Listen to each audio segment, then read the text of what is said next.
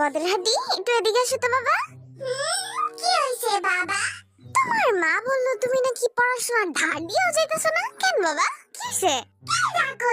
আমি তো প্রত্যেক শুক্রবারে পড়তে বই। সপ্তাহে একদিন, তাও আবার শুক্রবার। একদিন পড়লেই হইব? প্রত্যেকদিন পড়তে হইব গাদা। হ্যাঁ, আমি প্রতিদিনই পড়ুম, কিন্তু তার আগে আমার একটা আবদার আছে আব্বা। আবদার? কি আবদার কও? ওই আছে না? ওই আবার কেডা? হ্যাঁ? ওই পোকা লাগবো তোর। ইস, আরে না বাবা, ওই পোকা না তো, ওই যে। বদরহাটি, তুমি কি চাও ঠিক করে কও। আমার গোলাপি আমার পরে তুমি পাড়া দাও। এইটা কোনো কথা? আজকালকের পোলাপাইনে লজ্জা শরম বলতে কিচ্ছু নাই, বাবার সামনে কি কইতে হইবা হেডাই জানে না।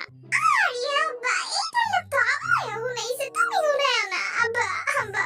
চুপ থাকো, আর একটা কথা বলবা না তুমি। বাবা, আমি ফার্স্ট হবো যদি তুমি গোলাপিটা পাঠায় দাও, প্লিজ বাবা। সত্যি বলতেছো? এক্সামে ফার্স্ট হবা? ভাইবা চিন্তা বললে তো? হ্যাঁ, অবশ্যই আব্বা। ঠিক আছে, তাহলে দেখতাছি আমি ব্যাপারটা। A few moments later. মা, গোলাপি?